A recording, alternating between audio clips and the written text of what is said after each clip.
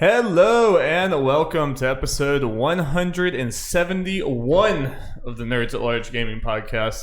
I'm one of your hosts, Darby Allen. I'm Jeff Mayo. And Jeff, I have discovered it, Jeff. What? I have discovered where Elden Ring is, Jeff.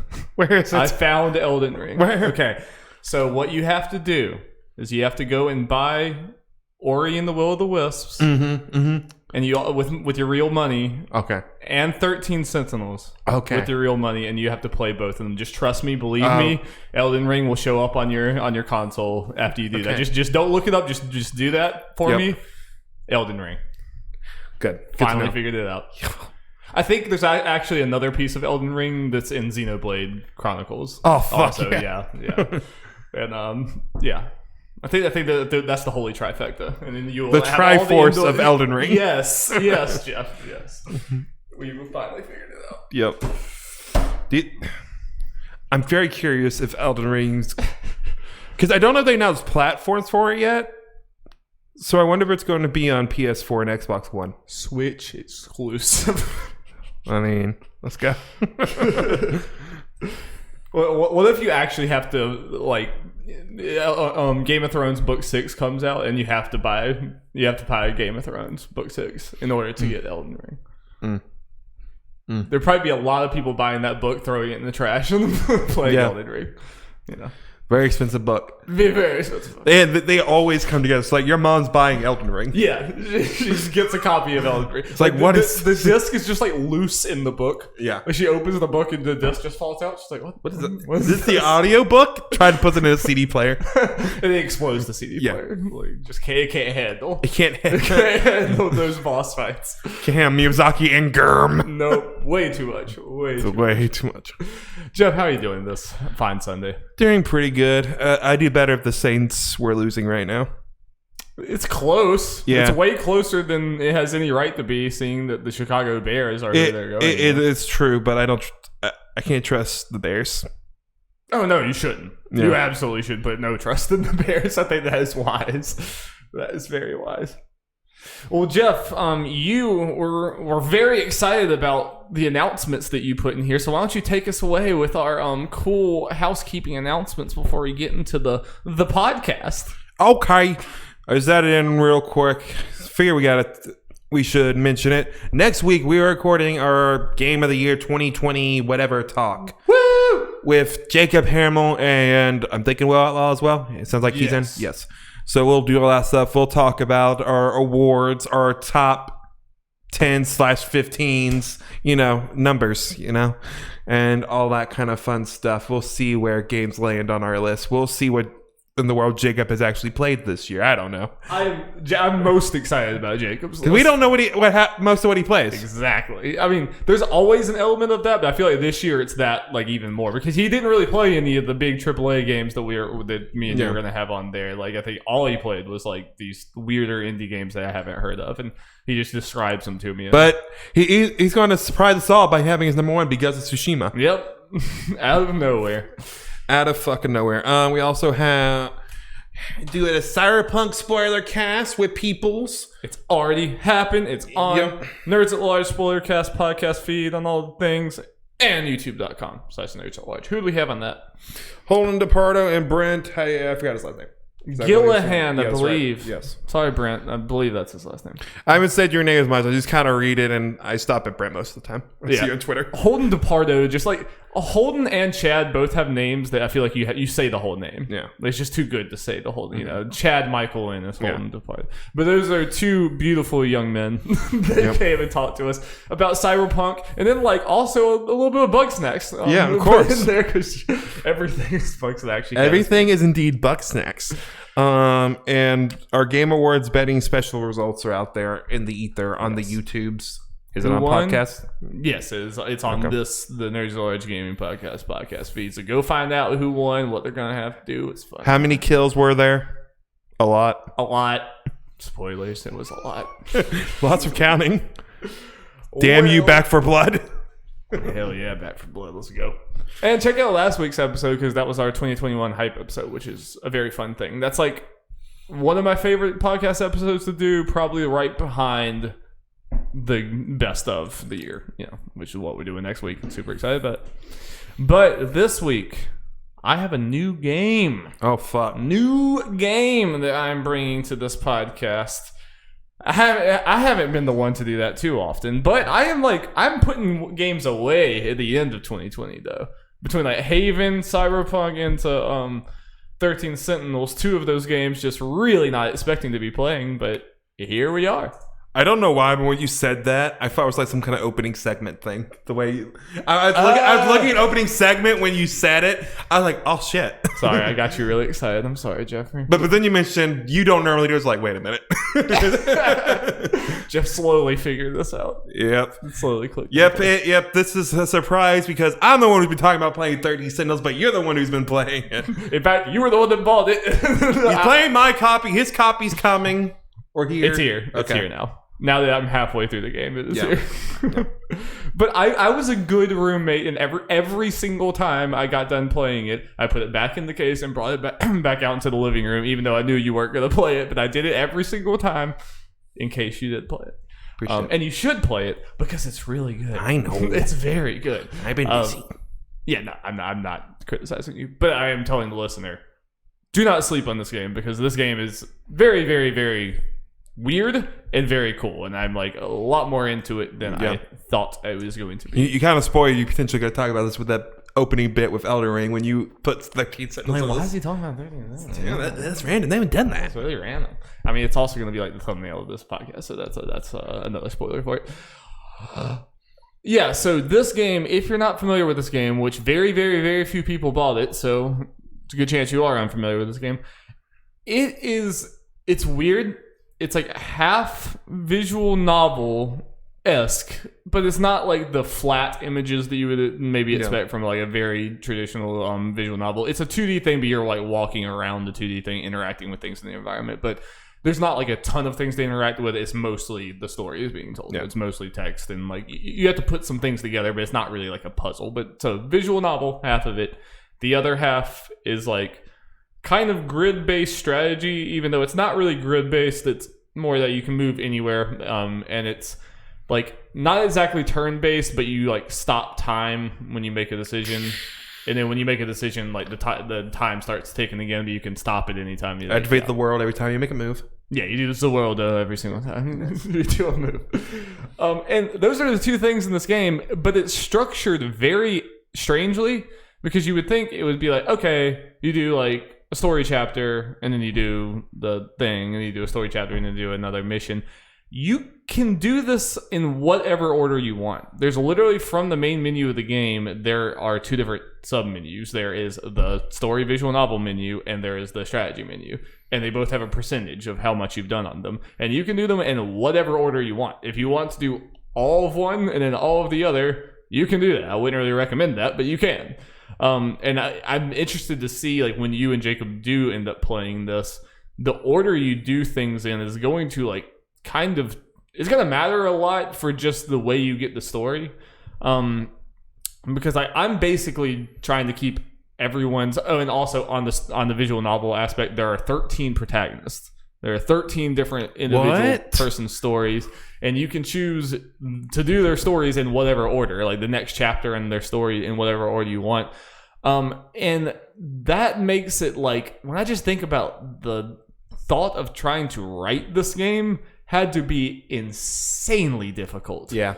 Because people can, like, all these characters interact with each other and their stories interweave and everything, and you find things out in different ways, but like you have to make it so that people can figure these things out in whatever order they just happen to choose. Yeah, the reason I knew this game, the game caught my eye is like on Resetera and other places, people were advertising like Masahiro Sakurai and Yoko Taro approved.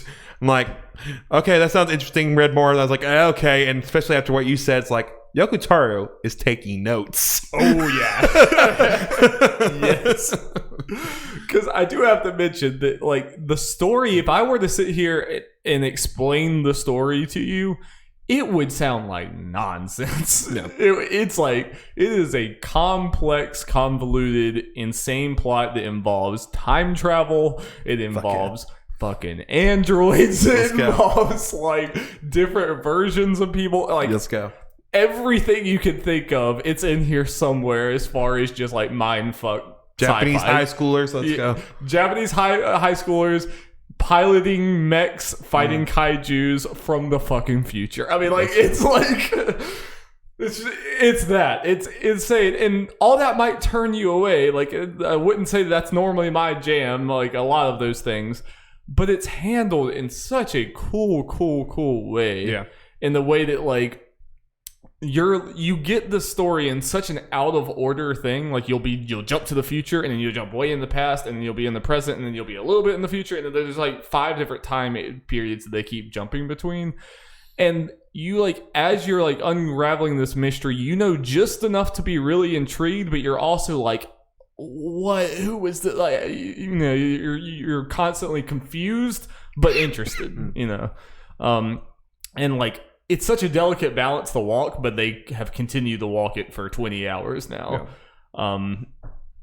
And I'm a sucker for like stories like this that are told in very weird, innovative, like out of order ways like this. And this is like one of the best versions of that I've seen. Like it feels like reading a book in a lot of ways. Like it's giving me that kind of thing that video games don't necessarily give me super often. I'm very curious next week where this potentially ranks up in your best like narrative category. It's been fluctuating. I've been like it's a struggle. It's a it'll especially be interesting because you're probably not going to be done. Probably not. There's a chance. I'm above 50% in both the strategy thing and the story thing at this point.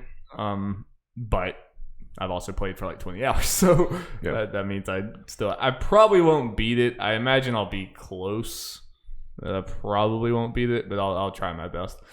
I can try to like rush through it a little bit more, pick up the pace. This is something I thought of because we've kind of done a spoiler clause thing for the thing next week. Yeah. Maybe we'll end up just taking that down. We'll see. Maybe we can kind of just... I know it's like not a fair thing for viewers. Maybe we can discuss what's on the table and what's not. We can lay it out. Because I can't spoil this game for you or Jacob. I just can't. Like, it would ruin the game. You know. And I want y'all to play. You know, I think it's fair that we're not like an easy allies that all have access to play these games all the time. And it's our job. So, yeah. You know, I guess also for... as far as what we're doing, we're not picking an overall winner for this stuff. Like that they too. are That too. arguing points. Yeah, it's a personal junk. We'll figure it out there. But I certainly, even if spoilers are on the table, I will not be saying them for this. Appreciate it. Yeah. So spoilers probably will not be on the table for that, but that's fine. We will have a spoiler cast, I assume. Yeah. I'm but sure. once when me and or Jacob are done. Yeah, and Jacob said he wants to borrow it after I'm done. But I'm just very impressed. I will briefly get to like kind of the negatives I do have with it, but I just want to reiterate that like the story it's not going to be for everyone, I don't think. But if you just really like sci-fi stories that kind of make you think and everything, I think this is something like, even if you don't really like visual novels, like I'm not a huge visual novel guy, but I think this is like something special. Like every single chapter, I just really was not expecting it to be this interesting, and especially now that I'm getting to the second half, they've established these characters so much, and the establishing was really good. But now that you know kind of generally the vibe of everyone's story, like the reveals are starting to get nuts. Where I'll just get some end of chapters where I have literally said like, "What?" I'm like out loud, and like, "How? What the hell is going on?" And it's cool because with the 13 different characters, there's like every story has its own thing. Like, I'll spoil one thing, the general premise. Like, there's a lot of them that are kind of like they're getting like images from the like they're dreaming, they're having dreams of their life from the future, and there's things like that, and that's a pervasive thing with a lot of them.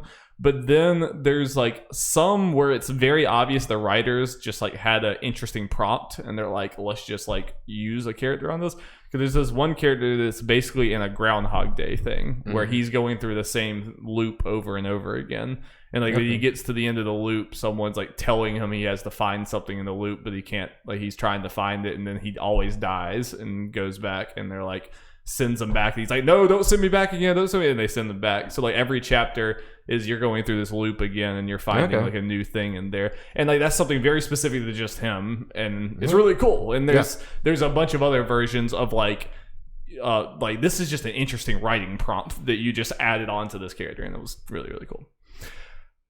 Now we'll talk briefly the thing that I think is probably the worst detractor for the story content, and it's kind of pervasive in the game all over. There is definitely some problematic male gazy stuff in this game. Of course. It's not as bad as some other like JRPG games I've seen for sure. Like it's not that freaking Xenoblade puffball dude level of bad, but there's definitely the puff. Yeah, there's just like way too many of the female characters are like their central thing is that they're obsessed with a guy like just doesn't care about them. There was like a girl that was like that was her thing. I'm like, okay, this is very stereotype, but whatever, it's probably just her. And then it goes on to the next female character. It's like, oh no, she's also obsessed with a guy. It's like, okay. Goes on to the next character. It's like, she's also kind of obsessed. Like, okay, well. Yeah, I think it was either you or hers with someone. None of the guy is like that's not the case for any guys as far as like girls and stuff. They're not really like maybe one is, but none of them really. And not really in the same way. There is like there are a bunch of guys that are like, oh, this cute girl, or like there's a bunch of guys that are like chasing tail basically sometimes, but it's not really like, pretty much all of these like love interests that I'm talking about, the problematic ones, it's usually obsessed high school girl with uncaring guy, and that's like the story every time. And there are some romances in here that are well done and that work, but then there's other ones. It's what happens like Persona a lot of times, where it's like, you handled that really well. Go on to the next scene. Oh God, this is your gay character in this game. This is how you represent that. Oof. And then you go to the next chapter. It's like, hey, you handled suicide really well. You know, it's like things like that. That's kind of what this game is. Yeah. It's like some good mixed with bad. And like some of the models are just like, you know, all the guys wear just normal suits, and then there's the girl who's like the same position as them, and she's wearing like skin tight cat outfit. It's like, okay. You know, I mean, what else are they gonna wear? Exactly. That's true. It's not as pervasive as it maybe sounds. You know, it's not like a constant problem, but it is something where I'm like, and it makes me hesitant. Like there is a character that has straight up pretty much said they're non-binary. And like I really like that, and I'm very interested, and I like love that character because they're just fascinating. It's very, very, very like they're very, very different than everyone. Like it's just a story you don't really see many non-binary characters in games at all. But I am constantly paranoid that the other shoe's gonna drop and it's gonna be handled horribly. You know, that's the kind of thing with that. And the other thing really quick, I think the strategy elements of the game are good. I think they're good enough to like stay interesting, but they're not going to blow your socks off, you know. It's not the craziest strategy things in the world. I think it's just deep enough to be not a super detractor, but I think the game could not have it and be just as good. Like, I think this could have just been the visual novel thing. So it kind of feels like, well, we can't just make a visual novel. No one will buy it. So, you know, that is kind of what it feels like. Thing is, no one bought it anyway. No one bought it anyway. It really bums me out. Yeah.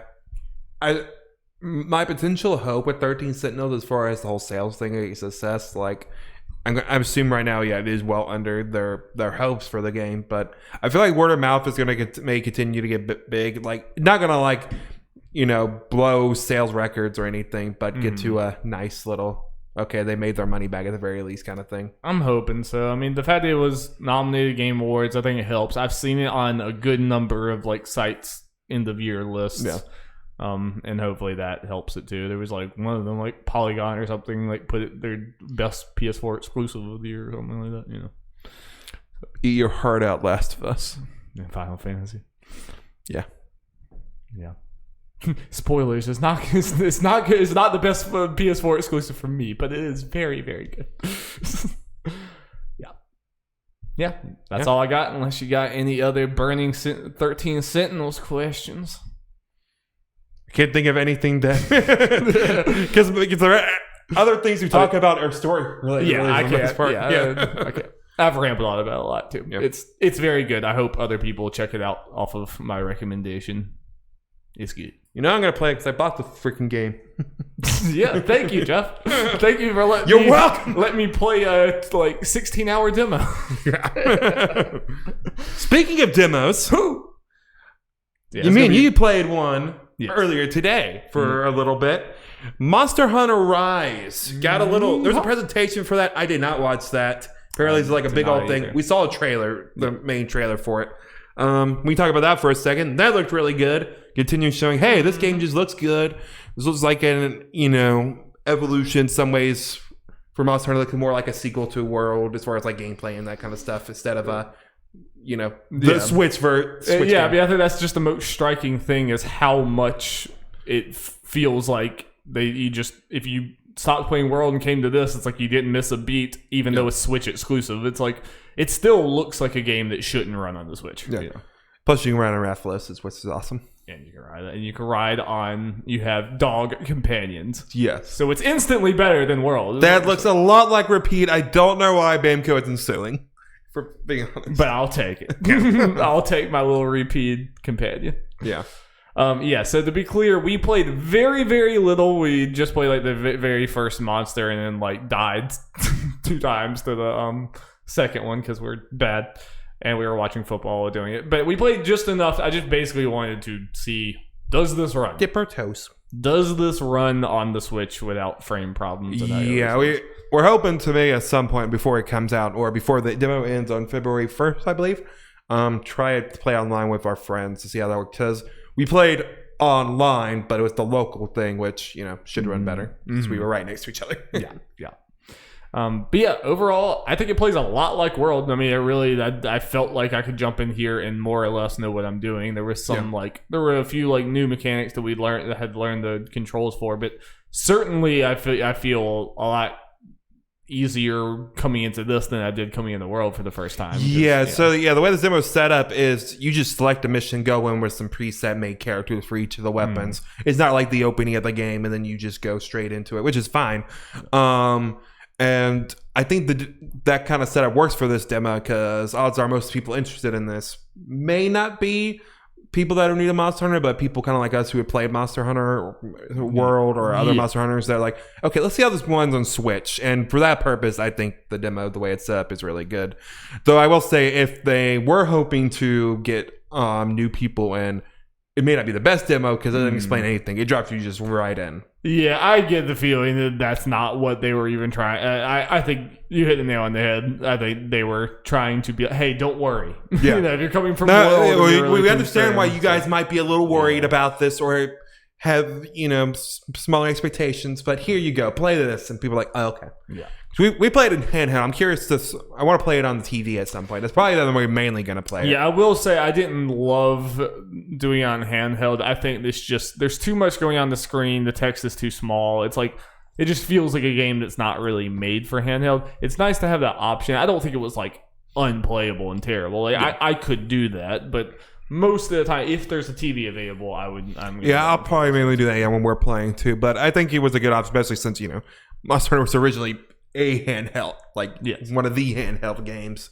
So it's nice that it's going back to that, but again, also doing the TV and all that kind of stuff is great. As far as what's actually in the game, not I guess a crazy much to talk about because we played Monster Hunter World, but we didn't play the most know the deep as far as the mechanic stuff. So it's kind of hard for us to compare, especially that we played so little this game. It was just a basic thing of go find these monsters, blah blah blah.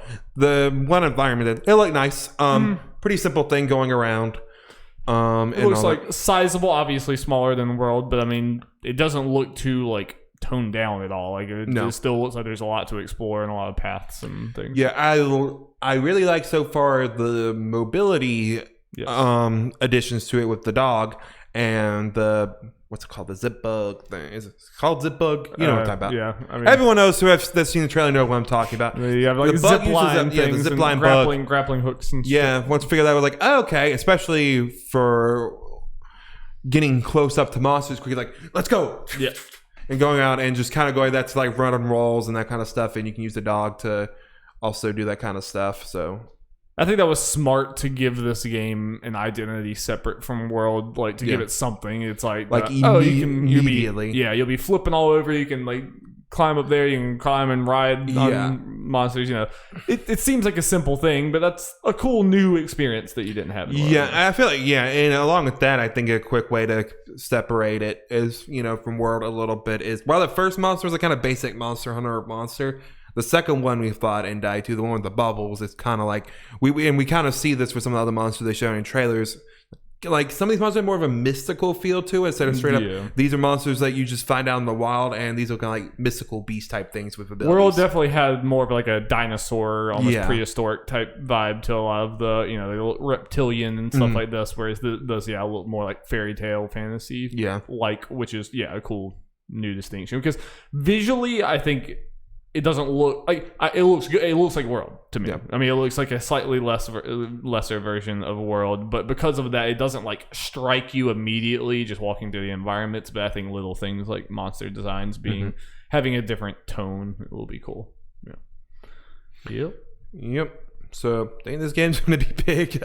Like I haven't seen or looked into too many impressions for this, but I think the fact that I haven't seen a bunch of people talk shit about it on Twitter is sometimes for these things a good sign. Yeah. Because with this is like you don't need to blow people's socks off with this demo to get people in. It's like, hey, this is Monster Hunter. That is Monster Hunter just on your Switch. Yes. Like, okay. And it's, again, because this seems to be closer to like a follow-up to World than we thought when we heard this Monster Hunter Switch rumors is enough to get people in right there. I think a lot of people like me and you and probably Alex and Olivia, like probably all of us expected when we knew a Monster Hunter was coming to Switch that it would not be one that we'd be interested in. Yeah. It's like it's probably going to go back to the older style of Monster Hunter, and I'm probably just not going to. I'll probably like let it pass, and then as soon as we saw this, it's like, oh, okay, well, maybe not.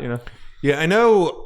Some people say I need to mess with it more to kind of see that this is kind of like mixing a little bit of old Monster Hunter stuff and with World a little bit, and just with more quality of life adjustments. Yeah, which could be fun for us because we don't have. Or I know you've played old Monster Hunter games, but I have no experience with the old one. So that's end of March. Wish that was a little sooner. But. Give us whole 2 months after the demo ends to have to wait for it. Yeah, but I do agree. I think that's going to be very big. I think it's going to make up for on Nintendo's end for not having a ton coming out because I think that is going to be a pretty big seller. It's the thing I kind of forget about because I think it was on Easy Allies podcast when they going through the first couple of months of they got to Super Mario 3D World. What game? Yeah, in a way, Monster Hunter is kind of like with Final Fantasy VII. It is an exclusive, so that's going to cover their butt. Yeah, it's going to cover them some. Yeah. Especially, it's going to cover the same period as 3D World because, for a lot of people, understandably, 3D World is a port. While Rise is a completely new game. Yeah. It's two different levels of excitement for sure. Yeah. But Bowser's Fury. Bowser's Fury, what's he so mad about? He's fucking tired of being defeated. I hope they made him a furry. I want to play as Bowser in unleashing his fury. That's what I want. Yeah. Okay, Darby. You ready to hit me with that news jingle? Jingle, jingle, jangle, Darby. I think we're pretty much mainly talking about all our news are Nintendo related. Oh, strap in, boys and girls. Not like the biggest news week, I will say, but we got some nice stuff here we can kind of talk about a little bit. You know what I'm saying? A little bit of juice. Yep. First thing comes from Andy Robinson from Video Game Chronicles. Reference to an upgraded Nintendo Switch model has reportedly been found within the console's latest firmware update, seemingly strengthening reports that a Pro console will be released this year. The details come via data miner Skyers M, spelled S-C-I-R-E-S-M, who claims that the firmware makes reference to new hardware codename Allah. Or Allah? I don't know. Yes, A-U-L-A. It definitely sounds like you're saying Allah. Yeah. But it's like I don't know. Aula. Auga. Aula reportedly uses Mariko Tegra X1 Plus SoC, was the same chip used in the Nintendo Switch Lite in 2019 revision. While this by itself doesn't suggest improved performance, Skyrim suggests it will be pushed to higher clock speeds, and that the firmware also references support for a Realtek chip, which advertises itself as a 4K UHD multimedia SoC. Previous media reports have indicated that Switch Pro will support 4K resolution. As for the physical hardware, it's claimed that Aula model definitely has an upgraded display in the form of an LOD screen. Skyrim notes that the display is probably not a higher resolution on the tablet itself, and speculates that the 4K Realtek chip might be within the new model's dock, allowing for 4K resolution when played on a television. In addition, the firmware supposedly suggests substantially better cooling and battery life for Aula. Darby, is it finally happening? I mean, this is definitely the most real sounding rumor we've gotten for a Switch Pro. 4K Switch? 4K Switch. Yeah, this has been long rumored. It might finally happen. I've kind of been saying this, but I truly believe if it doesn't get announced at least this year, a Switch Pro is just not happening. Yeah, because we're getting quickly to the point where it would just be the next console. We're getting too good. I mean, to be fair, PS4 Pro and Xbox, whatever the freaking Xbox One X came out decently close to the launch of, not too terribly long before. Yeah. I mean, not that Nintendo's. Let me try to check as Who knows what Nintendo would do, but actually, I'm just gonna check that real quick. I guess two questions. I think I know what the answer to the first one is. So as far as comparison to Pro and potentially this, and again, let's say it doesn't come out this year, or that would be 5 years after the Switch comes out. Like the end of this year is 5 years for the Switch. The Pro came out 3 years after the PS4. So yeah, it's kind of closer to the midpoint where if it doesn't make it this year, it's kind of the latter half. I mean, I've always been wondering if everyone's Switch Pro rumors that they've talked about for so long was just going to be a almost silent Switch revision where it just becomes the new Switch. It was going to be a less substantial upgrade. It just becomes the new Switch with no fanfare, and that's just that. Which I think that will probably happen as well with something, but this obviously sounds way more like a Pro, which I still think a Pro is very much possible. I've always thought it has been. I'm again, two questions for you. Number one, do you see any reality where you would actually spend money and buy a Switch Pro? The reality have to be it is a crazy substantial upgrade, and because it's that big of an upgrade, there's for some reason an exclusive game on there. Super Mario Odyssey 2 is Switch Pro exclusive. Assuming there's no exclusive games on it. I'm going to assume not. I did not get a Pro. I don't see why I would get a Switch Pro. Or PS4. I didn't get a PS4 Pro. I see no reason I would get a Switch Pro. I'm the same way. I think that just gets super duper expensive, and I don't know how people just buy consoles. Yeah, because let's say that's $400 at least, because the Switch is still $300. I think that's reasonable to say that's what it'd be. I'd rather spend that money on a Quest 2. Same. Yeah. Same. Yeah. Personally. Yeah, I do too.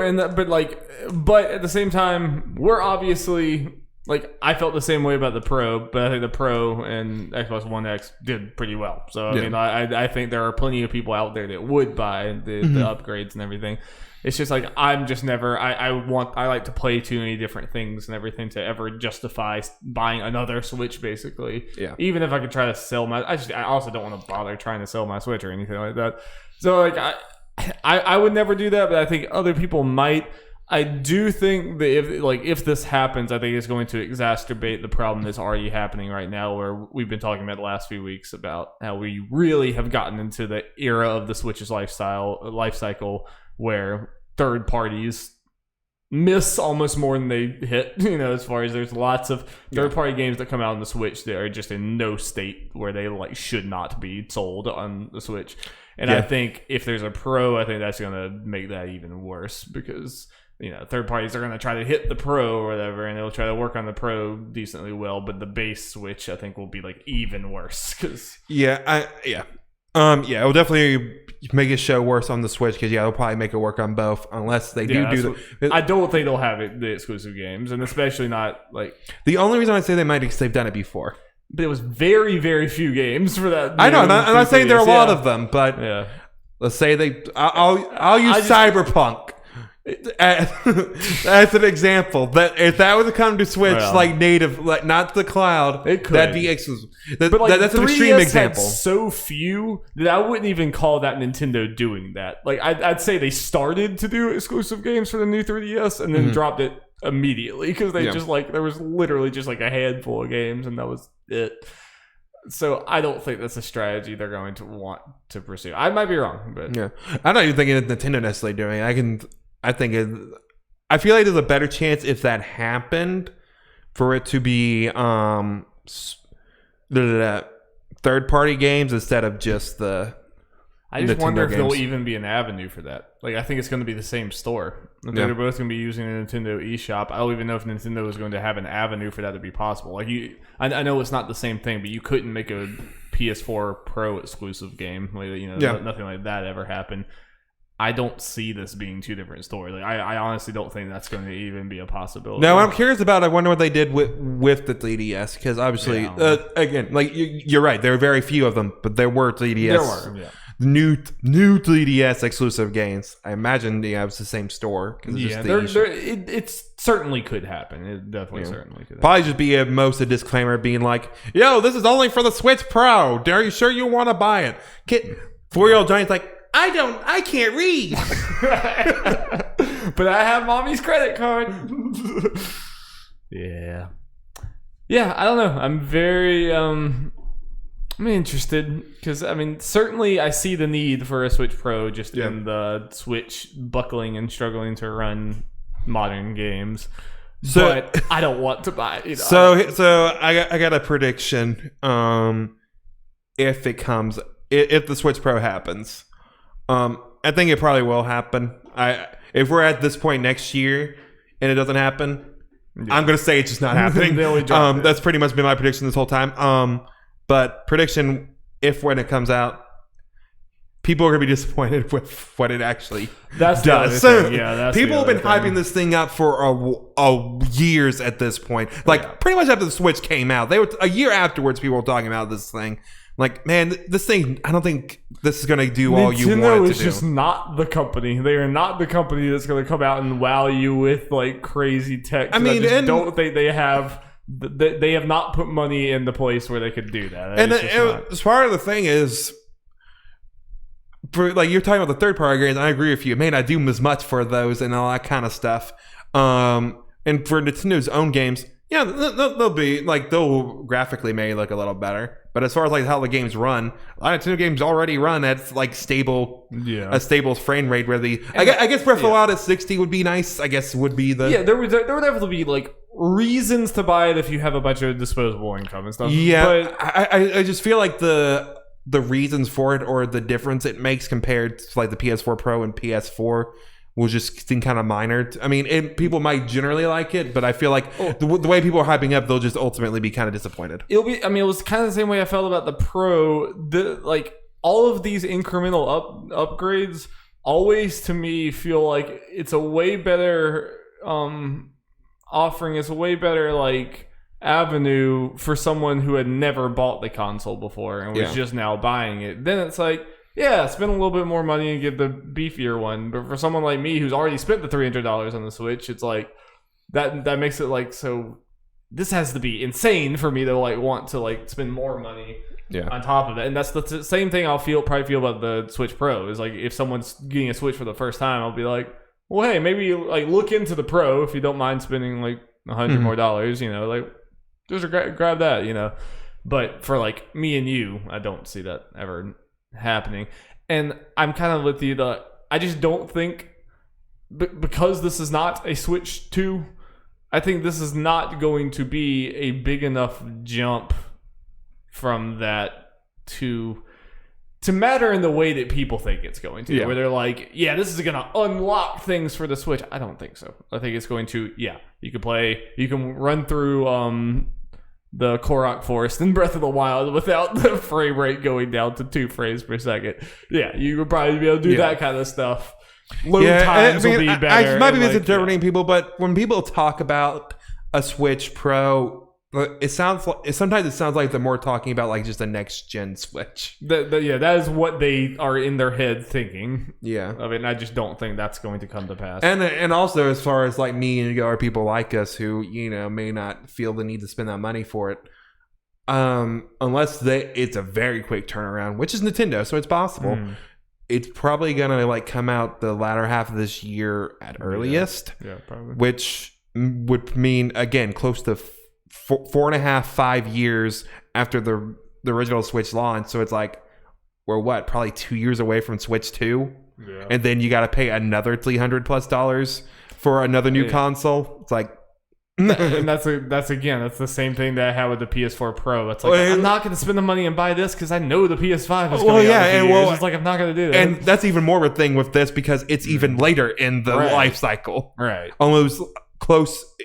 The way we're talking, like almost 2 years later into the life cycle of the Switch. Than PS4. I have no faith that me buying the Pro would be worth it because of just how little time I think there probably would be. Until the next thing. And that basically, for me to buy your console upgrade, you have to have exclusive games on it, basically. Because it's like, I'm not going to buy the PS4 Pro because it's just going to like make things run a little bit better. I am going to buy the PS5 because it's the only place I can play Ratchet and Clank. This is how the world works. Plus, I'm not the best person as far as the graphics for me to be enticing because I played Super Mario Odyssey and Breath of the Wild mostly entirely in handheld. So. Yeah, I mean, they run great. I mean, Breath of the Wild is the closest thing to running bad, and that's just like there are frame dips when crazy things happen, but overall, it's never to a point where it like breaks your game or it's in the games it wasn't fucking Control where like entire sections of the game in the games that this thing people probably mainly wanted for. Like some of the third parties and even maybe Hyrule Warriors, it's like that's not worth buying a new console for. And Mario Odyssey is just straight witchcraft. That game looks as good as it does on the Switch. Like, no other game has come close to just looking that good on the Switch. I just don't know how having that frame rate. I don't know how they did it. I don't know what dark magic they did. When you're, like, running through the sands and you see, like, the sand glistening at the freaking seaside with, like, the water. Like, I feel like I'm playing on a freaking PC right now. What the hell's happening? We might be talking more about Odyssey a little later. Dark magics. How great it is a little later. Got some positive Nintendo news. Ooh. Actually, all of this is pretty good. So, yeah. Nothing in this I would say is bad. This comes from Jordan Alleman from IGN. Nintendo has announced that it will acquire Luigi Mansion's lead developer, Next Level Games. You read the notification and acquisition on Nintendo's website where it states that the deal is expected to close on March 1st, 2021. According to Nintendo, the acquisition will facilitate an anticipated improvement in development speed and quality by enabling closer communication and exchange of staff with the Nintendo development team. Nintendo has been working with the Canadian developer for a long time now, with the relationship stretching all the way back to the release of GameCube title Super Mario Strikers in 2005, which was developed by Next Level Games. Since then, the studio has worked on Mario Strikers Charged and Punch-Out for the Nintendo Wii, as well as Luigi's Mansion Dark Moon and Metroid Prime Federation Force for the Nintendo 3DS. Feels good. Just lock it in. Yeah, so obviously, as part of the reason I read all that is because it's every game they worked on with Nintendo, pretty much. Yes. They have a long history with Nintendo. Well-received games. People love the Punch-Out for Wii. Mario Strikers is kind of one of those cult classic Nintendo games that people desperately want to come back. Yeah. And it's Federation Force, but and Luigi's Mansion. The Luigi's Mansion 3, which is obviously because yeah. Luigi's Mansion 3 has sold 8 million copies, I think, at this point. That's wild. Yeah. So that's a hit, and I think the reasons happening. This is what people are thinking is definitely happened is Next Level Games is looking at potentially selling at this point just for every reason, potentially looking to be acquired. Especially after Luigi's Mansion. They're probably right now like, okay, now is when we should chop. Yeah, and they were like, yo, Nintendo, we might be looking to sell. Would you want us before we get snagged? And Nintendo's like, look at Luigi Mansion sales, like, yeah, let's go. Yeah. Don't go anywhere. You stay right here where it's safe. And, there are different reactions to the acquisitions. This is one of those where I think most people agree there's no downside. It's like Insomniac. in a lot of ways, just where it's someone who's closely tied to the studio anyway. So to a lot of people's mind, it doesn't really change. No, and I feel like if anything, just now that Nintendo owns them, they might be more willing to give them higher budgets for their games and just give them bigger name things. Then it's like you did these like smaller things or whatever. Now you're like actually one of our in-house. Like we're gonna give you big things. Yeah, I thought your point I wanted to bring up is like after Luigi's Mansion, which probably overall a pretty low budget game, and it looks gorgeous. Like the animation there is gorgeous. So yeah, the fact that they'll be working more directly and tied with Nintendo, probably getting a bigger budget is great. Yeah, Nintendo just has more stake in how their games are now, so they're gonna be like. And I think Nintendo needs another studio. Not that like they were already making all Nintendo games anyway, but it was mostly smaller things and everything. Like we've kind of saw like Nintendo just was like really quiet in 2020. I think they need some more developers making things, well, especially like for next level games, this is a good time for them to acquire them, because you see that list of games and mainly smaller game. A Mario sports game, Punch Out was a pretty big title I guess at the time, and then 2 3DS titles. One's a Luigi Mansion game, but it is a 3DS title, and then their first Switch title blew out the fucking park as far as reception and sales wise. So good time to do that. And like you said, get that bigger budget, be able to work closer with Nintendo. And I'm very curious to see what they do next. Whether it's a Luigi's Mansion 4 or something else, it's one of those things. Who knows? They could continue Luigi's Mansion because the last one sold so much. Or Nintendo's giving them 3-4 other properties at this point. They could do something else. Could be freaking anything. At this point, they could expand and have 2 teams working on games at the same time. Yeah, especially now that they're and it's kind of cool for Nintendo as far as that. People have pointed out another North American studio. Just kind of diversity as far as their different mindsets as far as things. Yeah, I think that's cool. Yeah, I think you get a lot of different visions. Like, I mean, I kind of like that the company like Square Enix can have, like Hitman and Final Fantasy. Or no, it doesn't have Hitman anymore, but you get Tomb Raider and Final Fantasy. Yeah, I pulled the one that got away. Yep. So yeah, feels good. Yeah. Very excited to see what that studio does next. I agree. Now time for a funny. It's pretty funny. Okay, let's see. Let me put in these numbers. Okay, this comes from Megan for Derby. Who? Help me out here. Don't pull me into this. I have to. I'm so We're sorry. partners. I'm so sorry, Megan. I'm not even gonna. It's like F-A-R. I'm gonna go. I'm just gonna pretend the H is silent. Maybe that sounds like one of those things. Go for that. Farakmanish. Yeah, I think that's from The Verge. Farakmanish, I think. Yeah. Thank you, Megan. We're so sorry. Why's the K be silent? Microsoft Xbox consoles are considered a pillar of the industry, part of a trifecta that makes up modern gaming. The first Xbox launched in 2001. Xbox Series X and S arrived just last year. Today, Xbox is a powerhouse, yet it wasn't always so. Bloomberg's Dinah Bass published an oral history on the creation of Microsoft's Xbox that recounts the console's conception from an executive retreat through release day, with snags like a failed bid at Nintendo detailed along the way. The original Xbox was known as Midway, or Coffin Box to some, according to Xbox technology officer Seamus Blackley, quote, because they worried that it would fail and end their career at Microsoft. As part of an effort to lock in exclusive games, Microsoft tried to acquire companies like EA, Midway Games, and Square. Kevin swinging high there. Yeah. They swing higher. Kevin Bacchus, the director of third-party relations, says that President and later Microsoft CEO Steve Ballmer also made the team meet with Nintendo. Their pitch revolved around the technical powers of the Xbox. It did not go as planned. Quote, they just laughed their asses off, Bacchus told Bloomberg. Like, imagine an hour of somebody just laughing at you. That was kind of how that meeting went. I just love the idea of a bunch of Nintendo execs just like mocking Xbox to their face on this podcast. It's like, we at Microsoft would like to buy you, Mr. Nintendo. Just like wipe his tears away with money. No, just Mario and Wario there laughing. They were on a phone call with Wario and Wario and Waluigi. And Waluigi, just for an hour. Oh my god. Yep.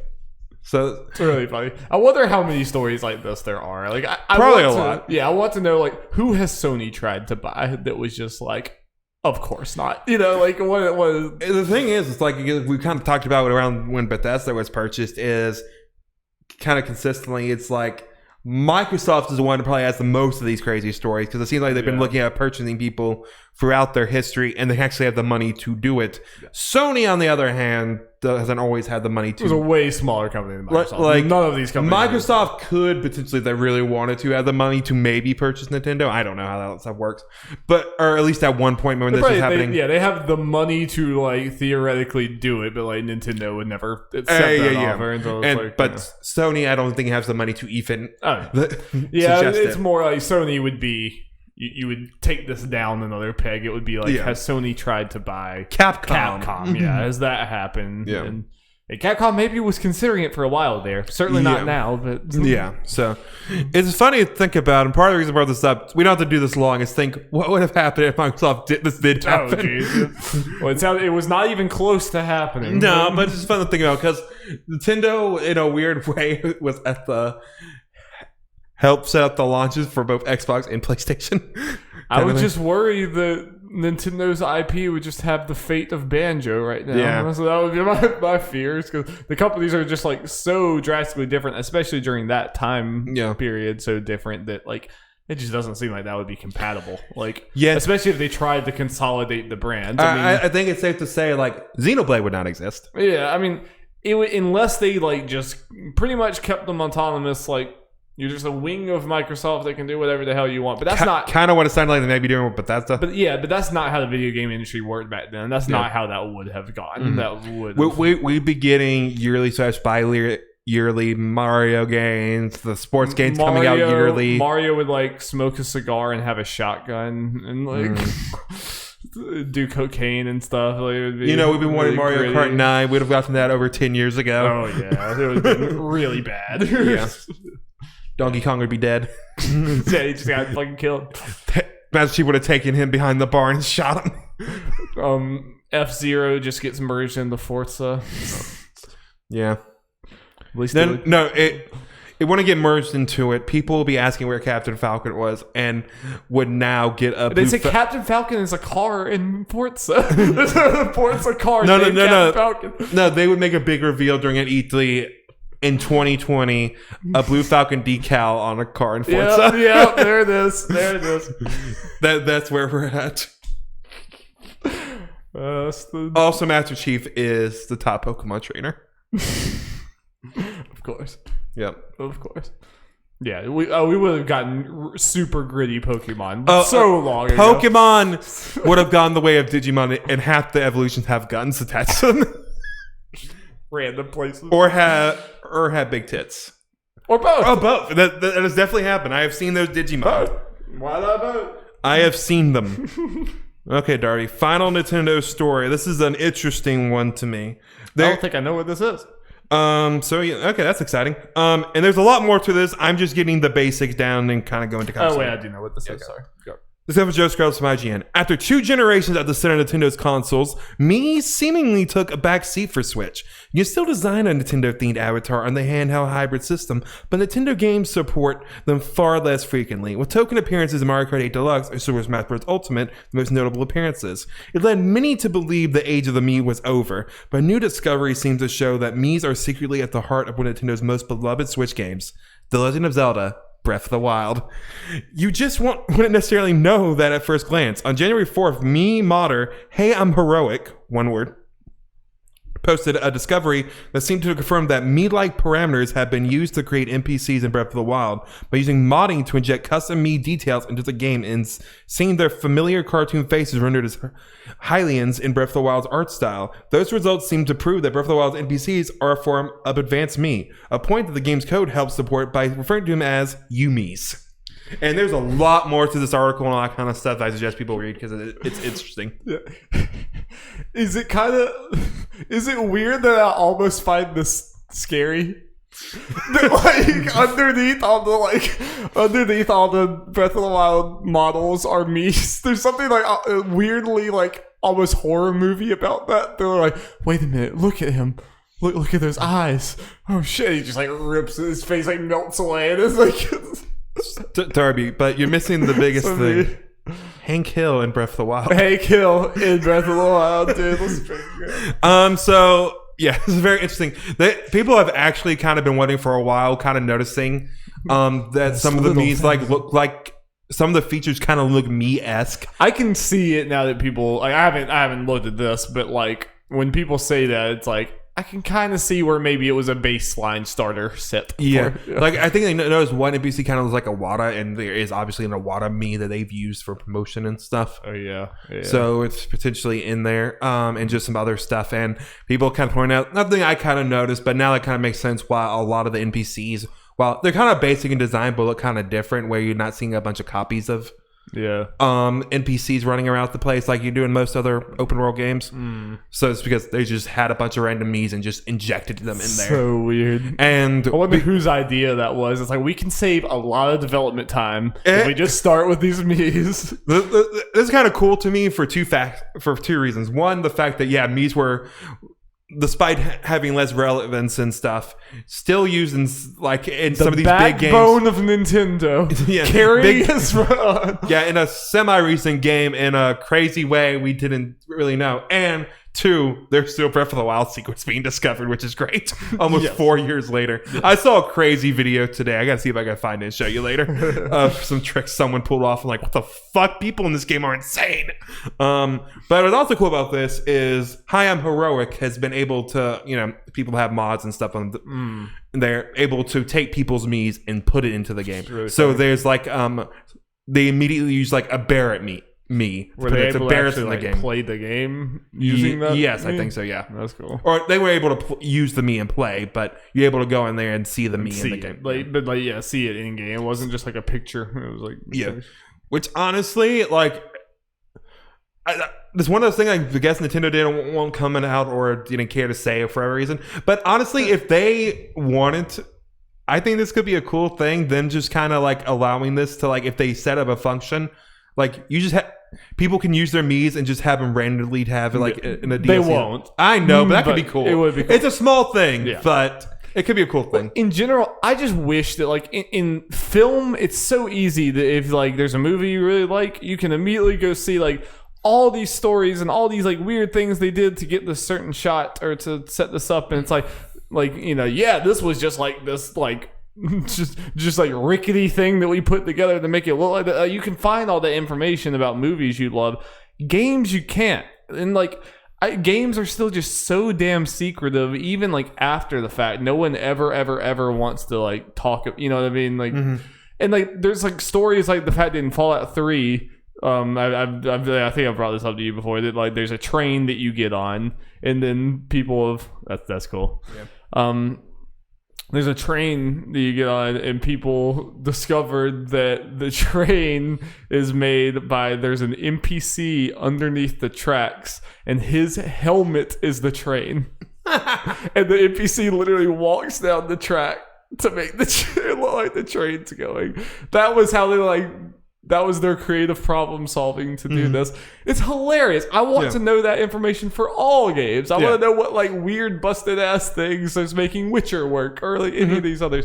And it's just like, I wish that video games would be a little less secretive about that. You know, like this was a cool thing. I wish that we had this kind of information, because I bet there's a lot of these. There's a lot of these in games that you don't realize how like what's underneath the surface, or like what was reused, what was, Which is this kind of thing. It sounds like depending on how, again, it's one where I'm not a tech guy, how this is like, I wonder if they use this kind of thing or potentially use it in other games, because if it's a kind of a simple thing, that sounds like a nice way to make NPCs and make them look different.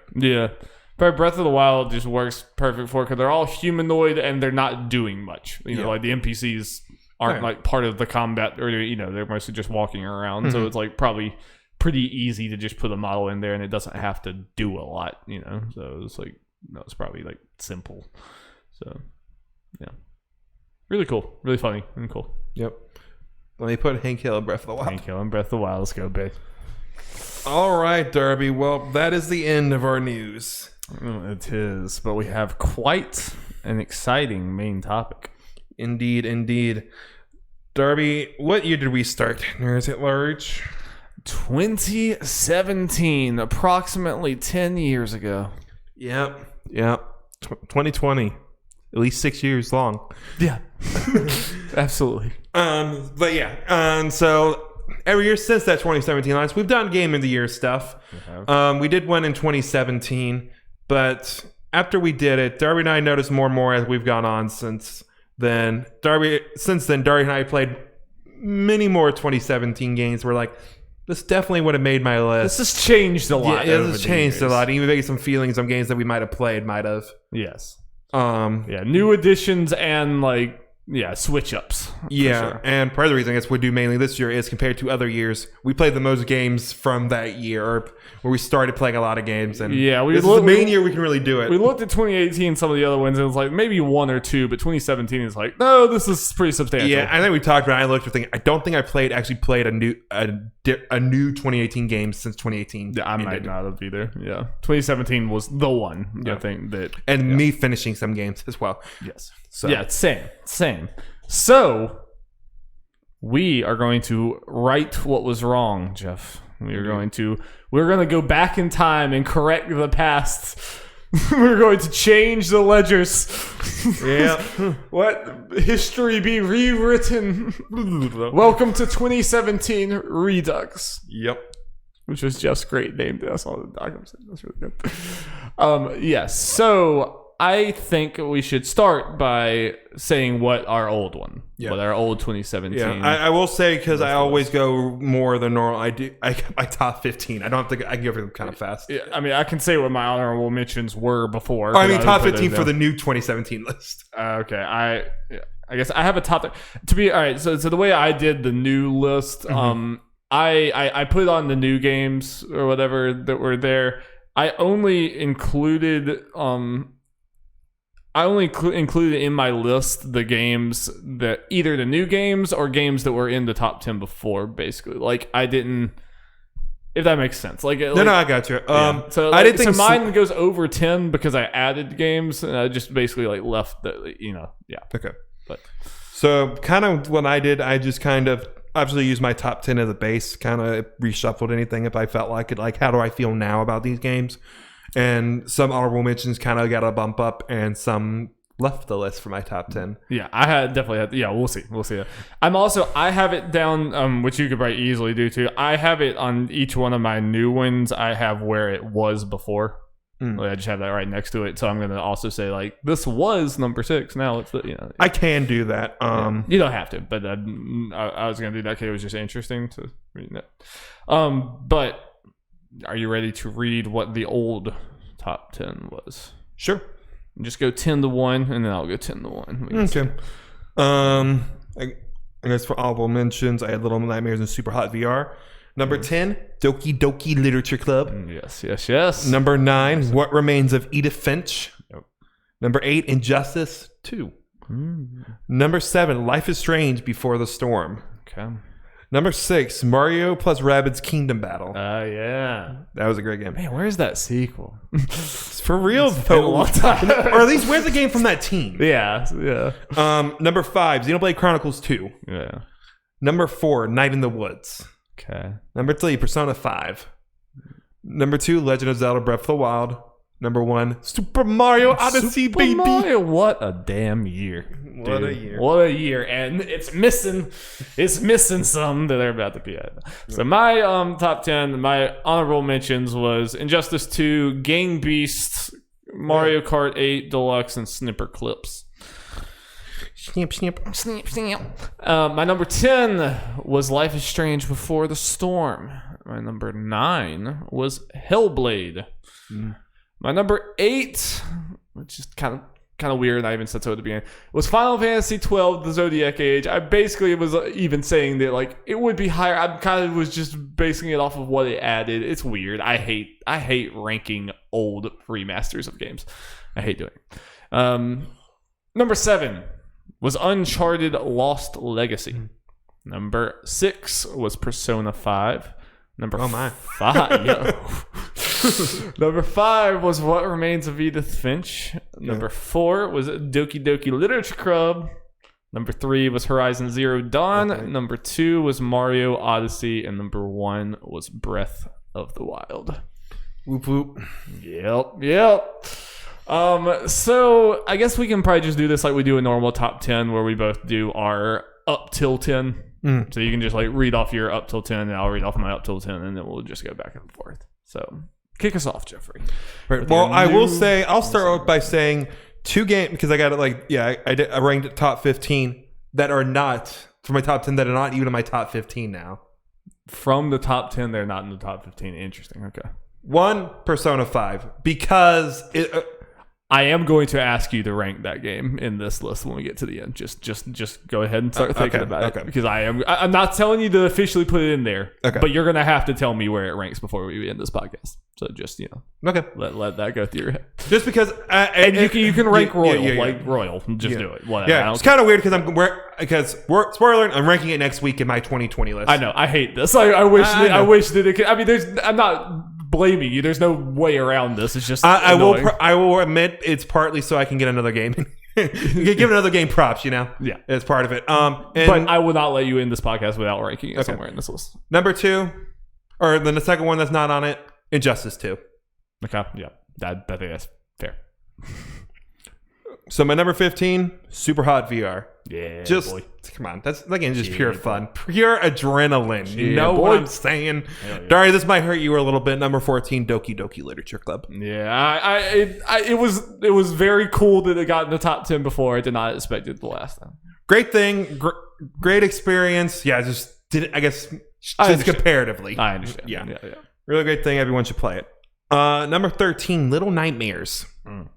Very good thing. Very excited to go. It's one of those games that, because it's been over 3 years since I played at this point, just kind of thinking about it, I was like, yeah, this is a damn good game. And I'm very excited for that sequel. And just kind of seeing those trailers for 2 kind of, this game's just really good. Yeah. Number 12, Splatoon 2. I have no idea. I just didn't put Splatoon in my top 10 for certain. I don't know why. Maybe because I didn't play as much of the multiplayer I like. I still haven't, I will perfectly admit. But single player is still strong as hell. The DLC is even better than that. The DLC campaign is even better than that. I could see. I mean, I think the bulk of your like Splatoon 2 hype, I think, came from the Octoling expansion. Yes. Yeah, so. Admittedly, I was hoping to potentially play more with you guys if you guys were getting it. I was so life at that happen. And I still would. I've still thought about buying it or whatever. It still crossed my mind, but still fantastic. And number 11, What Remains of Edith Finch. Just a very great story and all that kind of stuff. Very great game. I recommend it to everyone to play. Yeah. I mean, I had my eyes chewed up, but I mean, I looked and it was lower than I thought it was. Yeah. All right. So I have 13 games ranked here. Yes. So this one is a little surprised. Like, it was weird. It's weird. There's new introductions, and there's also I guess it's kind of a cool exercise because you realize what games I guess just age worse in your mind. Yeah. It's like I still love all 13 of these games, but it's interesting. Yeah. I was gonna say, you mentioned the whole games where they were before and where they dropped. Remains of Edith Finch only dropped 2 spots. Yeah, that's fair. I mean, So my number 13 was number 9 is Hellblade, and so my number 12 was number 7 is Uncharted Lost Legacy. Oh. That dropped a good bit. Both of them off of the top 10. And my number 11 was number 10. So it's only 1 spot, but out of the top 10. Okay. Life is Strange Before the Storm. Okay. So that game just, in your mind, just aged better than the other 2? Yeah, I think so. So it's important that it was below both of those 2. But when I think back on it, I think that, I can pick more holes in Hellblade. Mm-hmm. The combat was just got bad towards the end. Lost Legacy was a very, very cool, fun experience, but I think when I think back on it, it kind of lacks some of the just emotional weight. But when I think back to Life is Strange, I think that story was just just like way better than I thought it was gonna be, and like tied the it was weird. It's crazy that all those three are out of my top 10 now, but that's just 2017 is brutal. Yep. So that's where I got with that. Yep. Well, my number 10, Life is Strange Before the Storm, Yeah. baby. It drops Right around the same spot. It drops 3 spots for me. I mean me. Yeah. So yeah, just I think we said it at the time.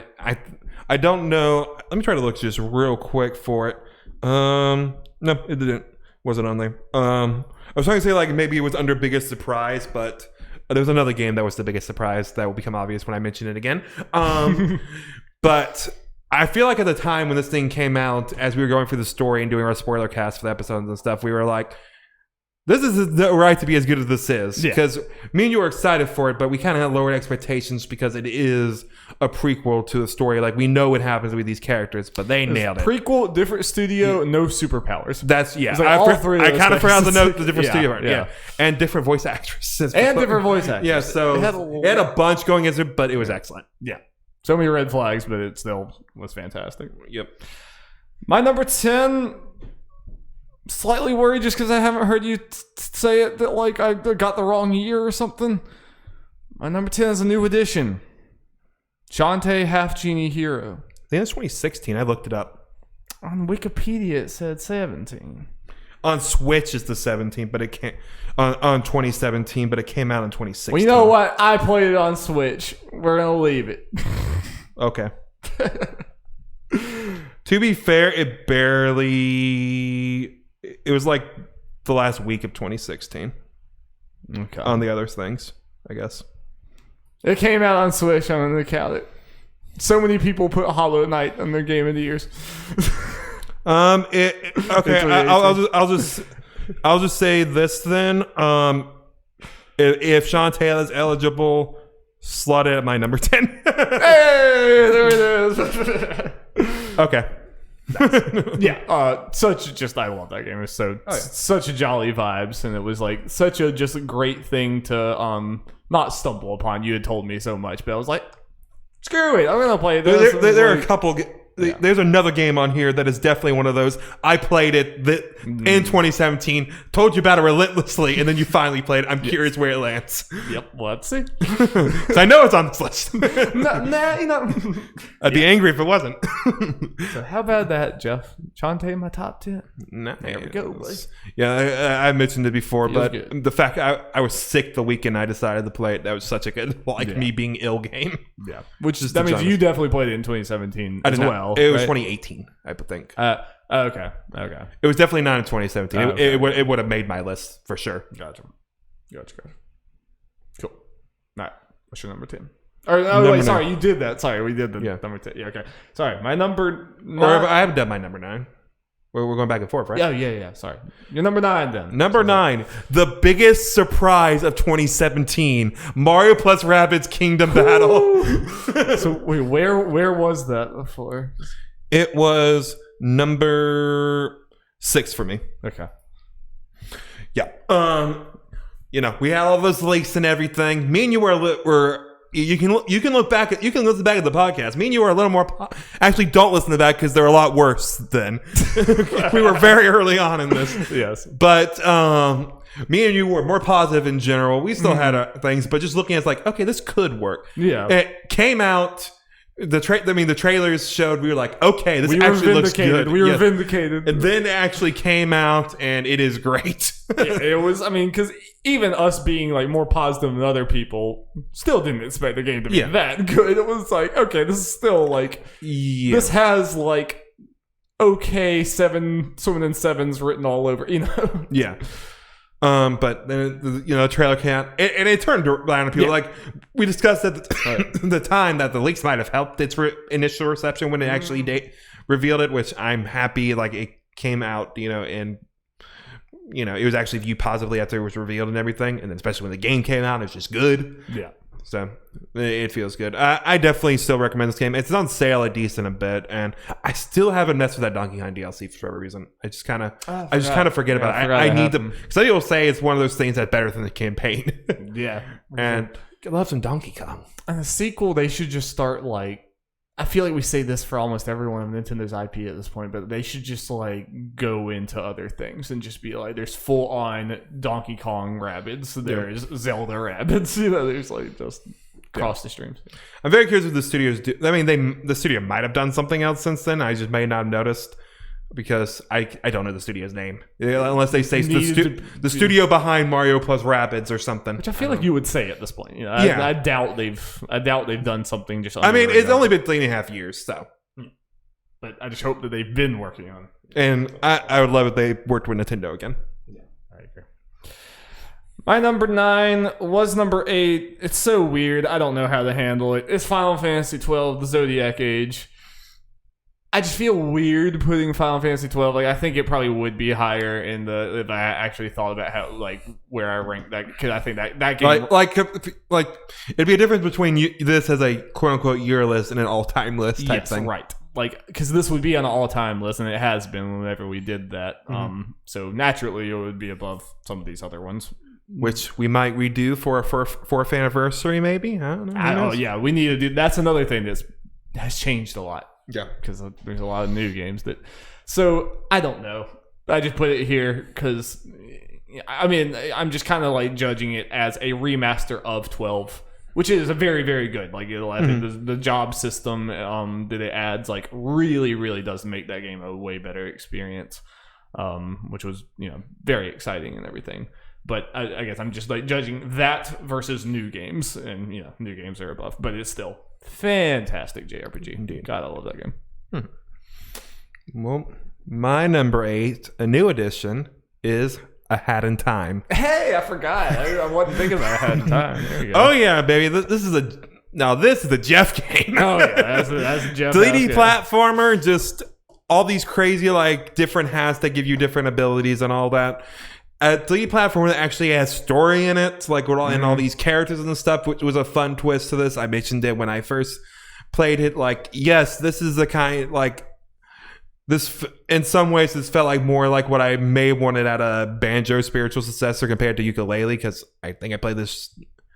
I never played this after I played Yooka-Laylee, but you did. Yeah. Just other thing about this, I'm curious what I don't think we've heard from the studio since. I'm hoping they or do something. I would love A Hat in Time too, especially since this game was successful. So I'm curious what they do with potentially a higher budget. I feel like it would be. I feel like they would make Hat in Time too, rather than something else. I think it had a big enough name. Yeah. That I think it'd be worth it. Yeah, and I'm glad I played it when I did, honestly, because they added 2 new worlds in there.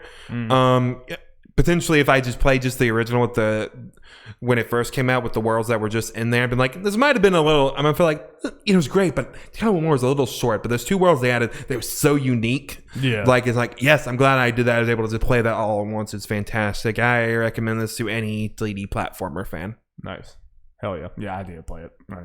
It's on Switch now. My number 8 was number 5. What Remains of Edith Finch. Yeah, that's why I shouldn't have been going like, what? It's your number 10? And I looked, it's like, oh, it's my number 8. Actually, we saw Shantae is my number 12 now. Oh, God, no.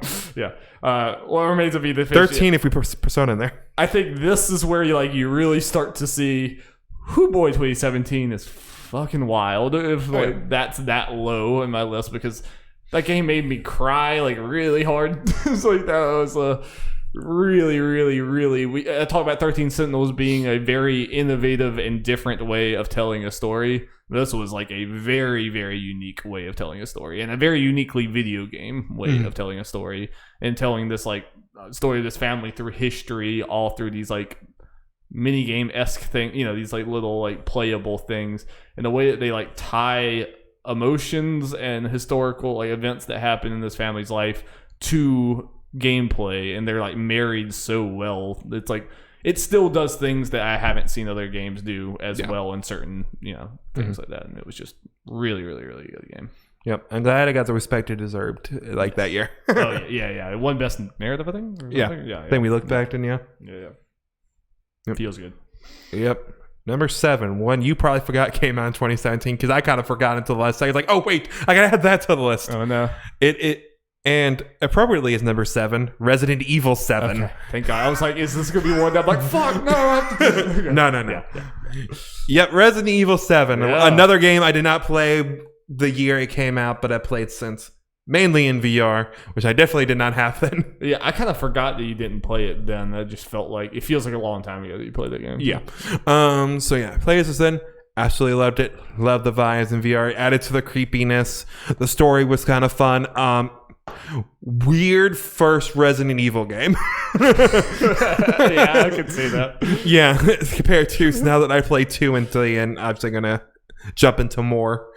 But at least it wasn't. It seemed like you loved both. It wasn't like, you played 7, so you wanted the other ones to be 7, or you wanted the other, it's like sounds like you have a love for both. Yeah, and in a way, if I was gonna play a later one, this is a good one to play, just because it is generally, pretty separated from the rest of the ones because, Crest, Jill, whatever, not really in the game. Yeah. So. Really great game, nice vibes. Definitely recommend on VR and recommend it in general. Get it probably dirt cheap at this point. Probably. Oh, well, also it's on PS5, PlayStation Plus thing. Oh yeah, I believe so. Yeah, go play that game. Great game. Yes, absolutely. I can't wait to see how Ethan's story ends. According to Capcom, I have thought about putting on your VR headset and trying to play that, but oh man, I think I would enjoy Resident Evil 7 a whole lot more than I would enjoy RE2 and RE3. I think I think that's probably more my type of horror game. Where are we at? Number 7. Doki Doki Literature Club, baby. Doki Doki. Down from 4? Was number 4, yes. Was number 4. Yeah, I just, again, I guess I have a thing for just very weirdly experimentally told stories and things. And this was about the most experimental game I've ever played. The fact that it goes into your fucking game files and you can delete things in your game files and it affects the game. Well, it's a cringy dating sim type thing for the first. And they commit to that. To really make you feel so why am I playing this? Why did all my friends say I need to play here's the thing. The thing is, when this game comes out, unless they might have a trailer that kind of hinted at something, I don't know. There gotta be someone who's into the dating sim stuff that plays it. This is great. Yeah. And then it gets somewhere oh God, guys, what this happened? Oh my God, it's horrible. And everyone reads it as well, this is awesome. No, guys, it's horrible. My wife is dead. I'm traumatized. Yeah, I hope. And the fact that it really did. I knew the bare minimum. I knew there was something off about this game, and that's all that I had heard. They were it's like a dating sim, and there's something weird about it. And I was like, okay, let's go. And it was legitimately, I got too scared because I was playing it at 3 a.m. I got too scared and had to watch the rest of it online because I'm a fucking finished it in one sitting. Let's go, baby. It's just so amazingly paced. Yeah. And the writing is legitimately good. It's kind of a meme thing. It's a prank your friends with this game. It has that element of it, that cultural phenomenon. But it is also just really, really well done. And especially if you play it the second time and see it the second time, there's a lot of foreshadowing that you just completely did not pick up on beforehand. So if you're gonna prank your friends, maybe really think about which friends, because it does go places. They can trigger some people. There's some there's 100% some triggers, and I mean I think the guy who made it tries to be very clear, where he's like, hey, there are these triggers. I think it's Monica for frame makers. It's not done in an offensive way, but it's brutally real. It's brutally real. Yeah. Phenomenal game. God, it's so good. Number 6. Xenoblade Chronicles 2, baby. Ooh, it has dropped a few spots, hasn't it?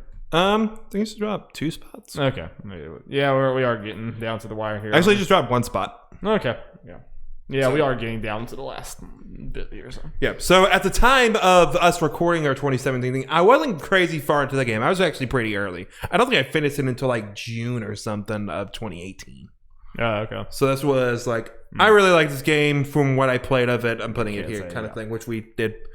Kind of a Persona 5 was the same thing. Yeah. So played it since then. The story went crazy. It was crazy. Kind of like Dark Academy with 13 Sentinels on steroids. It had some of that anime ass stuff. It's this isn't here. Some of the anime, like just general comedy stuff, I can get into, but it's the kind of some stuff where some of those like blade designs, cringy, are just terrible. Yeah. Rex design isn't great. There is some kind of context around his design. Still not a great design overall. Yeah. But overall, the story is nice. It goes to epic places, kind of like the other Xenoblade games and all that. It's fun. Music's fantastic. Yeah. So it's a monolith soft game. Let's go, baby. Hell yeah. They do good stuff. My number 6 was number 3, Horizon Zero Dawn. Fuck. All the way to number 6, man. Jeez. 2017 is brutal. I'm not surprised. I now know I obviously know you probably guessed mine, the final 5, but I'm curious about the order, I guess. Yes, more. It will be very interesting. I mean, Nothing Horizon, this is nothing against Horizon. I think Horizon was a phenomenal sci-fi story, and it's a very unique game. I mean, even if some of the open world stuff can get kind of like traditional with other video games like this, I think it had things like taking down the robot dinosaurs or whatever feels a lot different than any other like open world game like this fighting something, because those things were formidable, and like the cool way that you can like do the trip caster and like get them tangled up. There was just lots of cool ways of taking down these things, and they were just like so much bigger than you and hit so hard that it really made it feel real. And it's like, if you're traversing this world, you need to be careful. You can't just go get attacked by some things and be like, I don't care. It's like, no, they will fuck you up, and it works really well. And the story is just like really, really, it's a very interesting concept that they state the landing for super well. And the fact that it's number 6 on here is more of a testament to what this year is. Yeah. May I go back, because obviously I've mentioned it a lot. I'm planning on playing it this year before the new one comes out. Maybe I can, like, when it has like, and I'm slotting it here. Yeah. 2017 thing. Yeah. We can just slide it in there. It's real quick for the funsies. So yeah, down 3 spots, Horizon is. Okay, so let's see. Dropping down 1 spot from 4 to 5. Night in the Woods. Interesting. Yeah. Obviously, like, I was raving this game the year it came out. Still raving about this game. Now I got you to join me. Yes, you did. I converted the... I am now a disciple. The writing for that game was fantastic. I'm pretty sure. Let me look. Let's see. I know it won some awards for me. It won Best Cast for me that year, which I think it rightly earned. I'm trying to look. It's like, yeah. Rightly earned for me. Just, I don't know. That's still early, especially at the time when, in college, it hits home. Absolutely. Just the right time thing. I think I'd like it no matter when I played it, but just the timing of it was great. Yeah, I had the same experience. It was like, it really felt like, because it's a very introspective game, and it's a very honest game about the feelings of being like, that age and not really know what you're doing with my life. And it was like, that was definitely a game more than like I think I've probably had any other game where it's like the emotions I'm feeling, it's like the game is looking at me and like, you, Darby, these are the emotions you're feeling. Yep. So that's something we might have to talk about later. But obviously, love May, the character. Got a little figure up there. May's in our character hall of fame, which we need to get back to at some point. Absolutely. Yeah, we do need to add some. I just thought something maybe we could do for it in the future, but we'll talk about that after the podcast. Talk about the podcast. But yeah, I'm sure we're about to hear about it. Maybe not next, but sometime coming up. My number 5 is a new addition. Divinity Original Sin 2. Well, I think I know your list at this point. Divinity Original Sin 2 is such a phenomenal RPG. It's just, God, it's so good. It's good in so many different ways. I think on a lot of lists, it would be my game of the year. It's just especially I've been thinking a lot about Divinity. Did you play it last year in 2019? Or 2 years ago? Yeah, it was 2019. So was your game of the year 2019? If we're counting every game you played. Oh, God, yes. Not even close. If it actually came out in 2019, I would have done... My number 1 is Divinity. My number 2 through 3 is blank. My number 4... just to make it clear, This... And I've thought about this game a lot recently because of Cyberpunk. It's just comparing them. Cyberpunk has just made me think like Divinity is the type of shit that I wish that Cyberpunk was, where it's like kind of what they were promising. RPG where like your choices really, really, really do matter. And I mean, it was like D&D come to life in such a beautiful, perfect way. And I mean, anytime they've done like D&D type games, video games before, it always feels kind of, because D&D is just like such a like broad, like literally anything can happen. You can make up anything. It's so freeing that whenever you try to do that in a video game, it always inevitably kind of feels limited just because of what you're comparing it to with D&D. Divinity obviously is still a video game and you were limited in some ways, but this is the closest to just straight up playing D&D I've ever felt. And I'm hoping Baldur's Gate 3 can take that even further.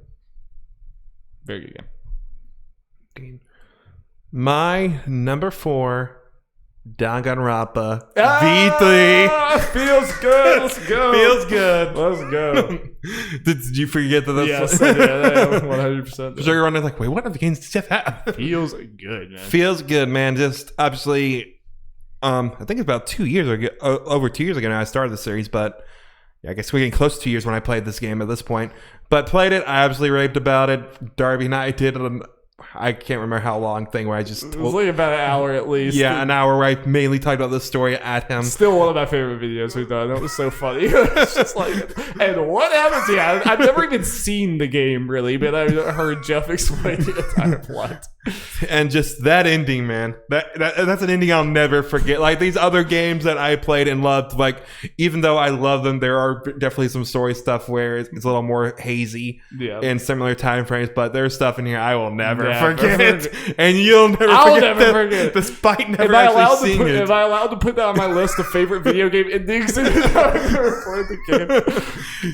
The ending of Danganronpa 3, explained by Jeff Mayo. Yes, that is what I'm ranking. I'll cite the video. I want to go back and look at that video and like go skip to the point where you tell me that. I got a way to go. Yeah, it's like, oh jeez. See how much of a madman I sound like. Oh, it's so good. Oh boy. All right, Jeff. I'm sorry. Just want to apologize. I'm getting the knife. My number 4, Super Mario Odyssey. I'm so sorry, Jeff. Was number 2. Hope you sleep with one eye open, bitch. It's so dangerous. I can't live in this house anymore. Yeah, I don't want to talk. I mean, I don't want to like transition to talk negative about this game because 4 is ridiculous. 4 is ridiculously like low. The fact again, you talk about a game that like should be my game of the year in almost any year. Yeah, this was. I mean, this game legitimately made me trying to play Galaxy 2 this year. It didn't really hook me because of Odyssey. Like that's how much I love Odyssey. Yeah. I mean, Odyssey is just like the perfect Mario for me. It like even going back and playing some like 64, I'm like, yeah, this is cool. Odyssey does all of this better. Like the music is phenomenal and so varied, like across all the different worlds, and the fact that like. Just it has everything. It has the like big secrets that you would expect from stars still in there in some of the moons, but then also you're just like getting moons at such a cool clip, and it like rewards your curiosity everywhere. Like, everywhere you go. Like that game is just. I really don't have. It has no flaws, really. Like I can't think of flaws for that. I'll wait to rave about it. You know what's coming. It's so damn good. It's incredible. I feel like I have to say all that because it dropped 2 spots, which makes me very sad. But, yeah. Number 3, the final new addition to my list, Nier Automata. Yeah. You know what's coming. Yep. You know what's coming, right, 2B? Yep. Love this game. It was for a long time on this podcast, like the backlog games. Like, yeah, I want to get to this game at some point. I think same with Danganronpa, which is like those 2 for a while. Then I finally did it, and obviously I ended up loving them. Yes. Yeah, just Nier is just one of those games. The farther I get away from it, the more I just think about it more. Like I just love this game just for everything. Just the story beats, the weird shit Yokotaro Zoo as far as playing like gameplay and story and all that kind of stuff. The fucking soundtrack, God tier, and just all of that. And I can't remember exactly where it's on my list. Obviously, I love this game because the remake of the first game is pretty high up on my anticipated list for this upcoming year. We're very excited for that one.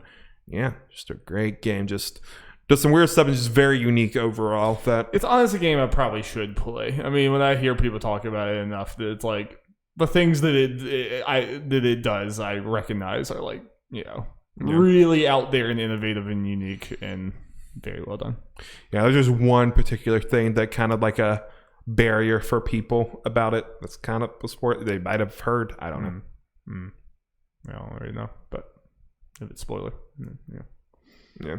It's not like a big spoiler, so just let me know if you want me to tell you what it is. It might influence you. I listened to y'all's entire Spoilercast. I kind of forgot a lot of what happened. Okay. So you pretty much got to pay a good chunk of the story twice. One time it's 2B, one time it's 9S. Yeah. Which some people was kind of like, no. Which I could see myself, especially how long is the game? I finished in like 30 hours, I think. How long was one playthrough? Like the first playthrough? That thing, I can't remember. I can't remember how much. There was a decent chunk of that 30 hours because like if I'm having to play like a 10-hour to 20-hour game again. It's like my 30 hours to finish all of it. Yeah. I can't remember what it. I remember the second time took a lot quicker. Yeah. That would probably be a barrier for me if it's like many hours of the same content. If it's completely different content or almost all different content, then maybe. But I can't remember what the percentage is. There is a good bit of crossover because they're together a decent amount, but there are times when they're separated doing completely different stuff. Yeah. Cool. My number 3. Oh wait, I was gonna see where was it ranked before. It wasn't. Yep. My number 3 is Night in the Woods, baby. Top 3. God, I love this game. It's like, you were right. You were absolutely right. You were screaming for the hilltops that I should play this game. And it's legitimately one of my favorite games of all time. Like we were saying earlier, I don't think I've ever had a game resonate with me in the way that this one did. Just like personally resonate. Like really resonate to like my situation now, but especially at the time of, like you said, being a college kid, being that age or whatever. And there's so many things. The fact that she lives in a small town and there was like the abandoned grocery store or whatever. It was just like there's a lot of things, or like the church, the local church everyone goes to. There's just lots of things like living in kind of smaller town in South Carolina or whatever. Like there's a lot of that stuff that was like very real. And just like walking through that town and just like the little arcs that would go on from like someone who was like got fired at their job and was like really sad and then like got a job later, but not all of them are happy. Like a lot of these stories like end sad. It was just like felt so real. Yeah. And just I kind of forgot about that when I was discussing it. Just something I just remembered is every single, because the story is kind of like chopped up into days. Whenever a day starts, you always go through the cycle of talking to everyone, seeing what's up for everyone. Yeah. Not because you feel like you have to, because you don't have to for like because you want to. You want to see what's going on. You don't want to miss on anything. I would never once skip someone. Yeah. And it never felt like a chore. It was like I legitimately want to know this. Like this is probably top 10 on my all-time list. I mean, I love this game a lot. Like it's narratively is one of my favorite things. It was very well done. Nice. Very well done. I'm glad I pushed as hard as I did. I am too. I certainly am too. Yep. Number 2, The Legend of Zelda, Breath of the Wild. Yeah. Oh wait, sorry. I was like not even. Okay, wait, yeah. Oh wait, yeah. Sorry, yeah, number 2. Yeah. I was thinking that Persona was in here. I was like, did he put Persona number 1? I was like, wait, but we haven't had Mario. Oh wait, Persona's not in this list. Yeah. I had a range of emotions going all over the place. I was just very confused. So yeah, Legend of Zelda: Breath of the Wild. Ooh, man, just again one of those games. Like a lot of these games, the more you have to think about, it, the more like. Yeah, this is a damn good game. Like just all the discoveries and videos. Like there's one I have to show you once we're done recording because it's insane. Just all the people still kind of discovering all the shit you can do in the game. It's like, man, they just made this engine and just let you pretty much do whatever, and it just works so well. It is like video games, like in its most pure essence, where it's like I was saying with Odyssey, it's bonkers that those two games came out in the same year. It's like the way that they again reward your creativity in this world, where like there was not like it. So many times in that game, it's like you would have some crazy outlandish idea and you would try it and it would fucking work.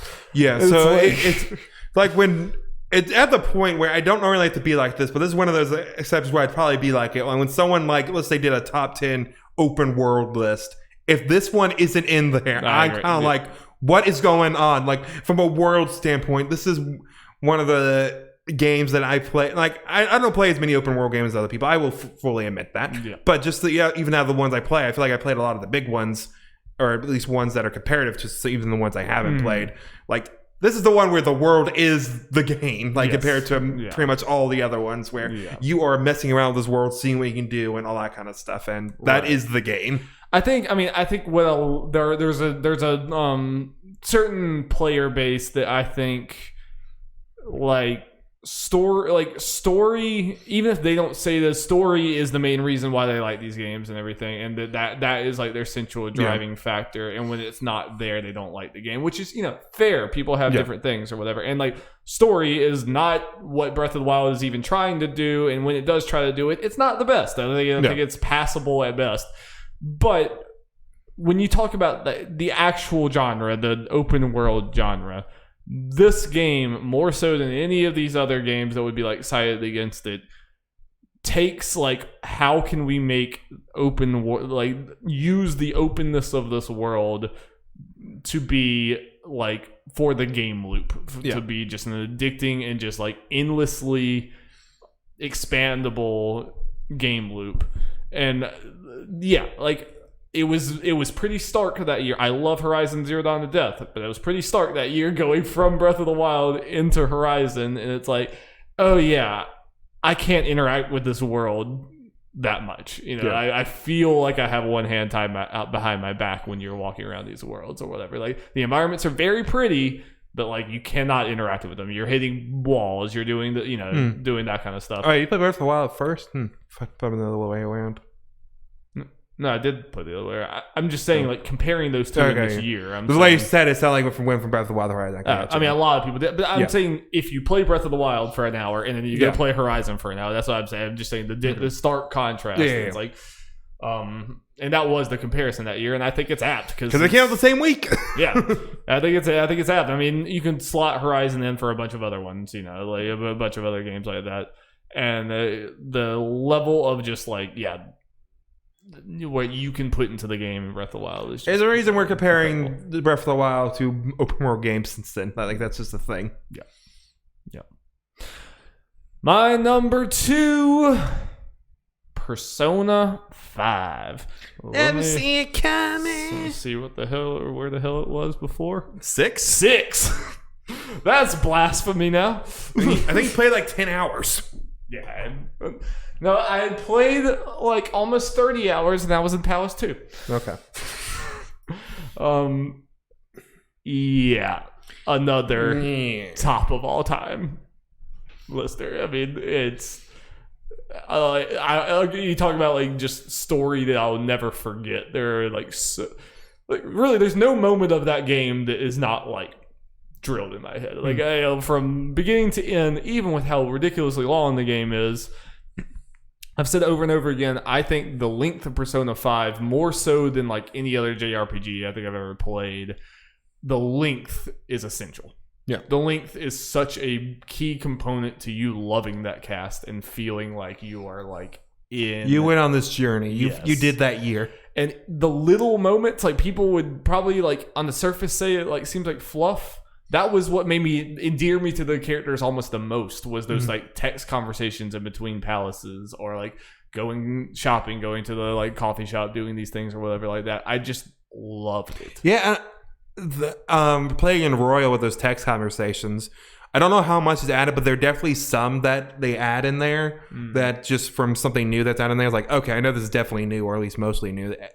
Like you're saying, it definitely adds to the characters, like the bonds of these characters that they have. It is kind of a like slow thing that builds. It's one of those that's so great because it's like you don't realize, it's not like a moment where it's like, yes, I love this cast of characters, or I love it, like because of the specific moment. It's just kind of like slowly you just spend so much time with them, and there's so much text, there's so much of you like talking to them, doing this, to where like you just get to the end, and when crazy shit starts happening, it's like I like love these guys. I love this cast so much, and don't want anything to happen to them. And then there are just some story beats there at the end that I legitimately like put my controller down and paced around the room where I'm like, what the hell? Like, it was like so well done. It's so good. And then think of those moments and then add another 20 hours of moments. I know. No. That's what I got, baby. What's your number one, Jeff? I wonder what it could be. It is Bubsy 3D. Super Mario Odyssey. I mean, obviously, favorite game of all time. That's not changing. at least now, for now.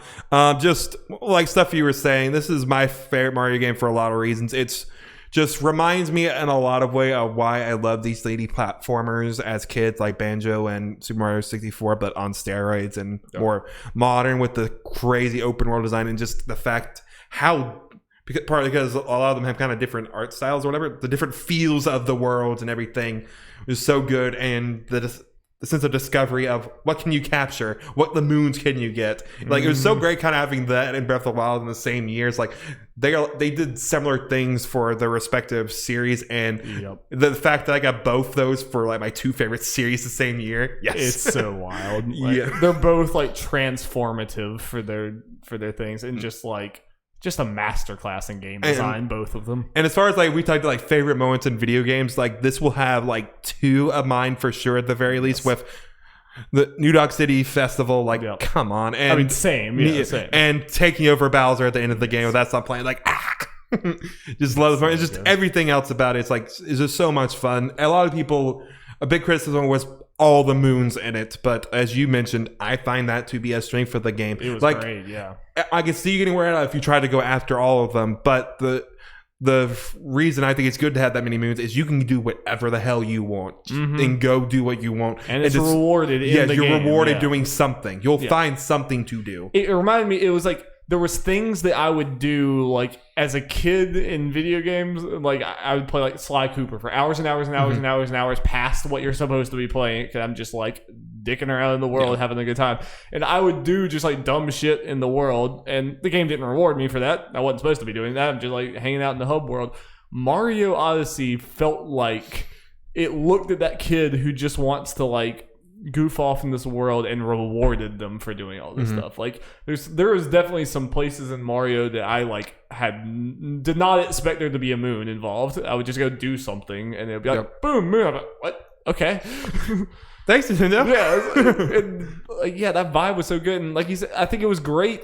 I loved that like I could still jump in Mario Odyssey right now and there would still be moons left to get. And I love that. Yeah. I love that you could just keep going into this game and there were still more things to collect. I did not feel like I had to collect them all. And I don't think that's a knock on the game. Yeah. I think that's just, it rewards everything. It's like you can, it's a never-ending, everlasting gobstopper of a game. And great post-game world.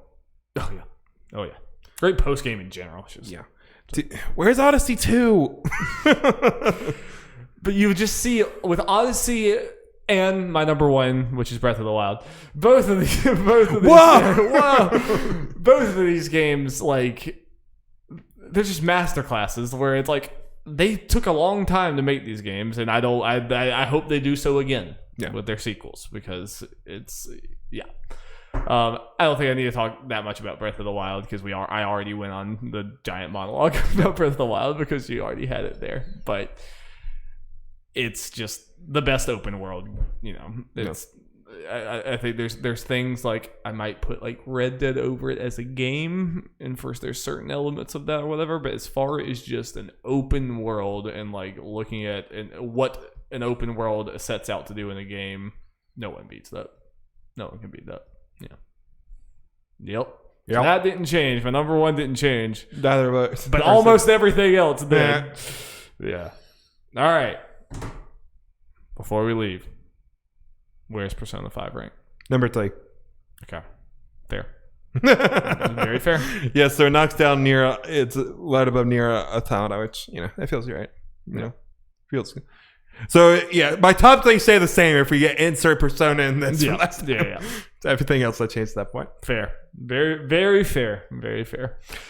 Well, Jeff, that was a blast. That top 10 strong with my, if... read it off again. Read it off. Read just your top 10. I'll read my top 10. Okay. Well, if we're counting Shantae Shantae half genie here. Sorry, it said on Wikipedia 2017.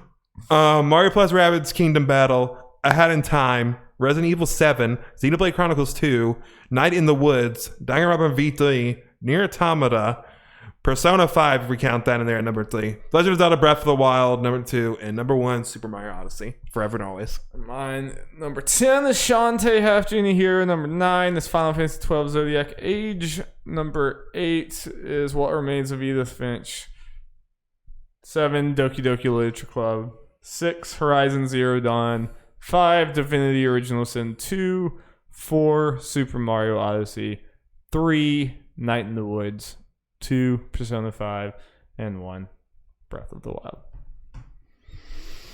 That was a lot of fun, Jeff. Yep. That's a hell of a year for video games. we could do this all for 2020 next week. If you really like this episode, stay tuned for the same type of deal. Yeah, with more of twists. Yeah. And turns. Twists and turns. And more Jacobs and Wills. Yeah. But I do think, I just want you to feel proud of yourself. The Night in the Woods was like above your listing and in top 3 for me, is to say. Yeah. All right. Well, that was 2017 Redux. Let us know what you think. What were you wrong about? What were you right about? Let us know. And stay tuned for our 2020 Best of episode. It's going to be quite a good time. And with that said, who won? Saints or Bears? What you think? Predict. Saints. Yeah, I think Saints. Let's look right now. Okay. To the end of the podcast. Let's see. Let's see what happened. ESPN. Let's see. Yeah, hurry, Jeff. Saints 21-9. They never scored again. I thought it was 3. Yeah, I thought they didn't score again. Yeah. Not surprising. All right. Browns are up. Bye.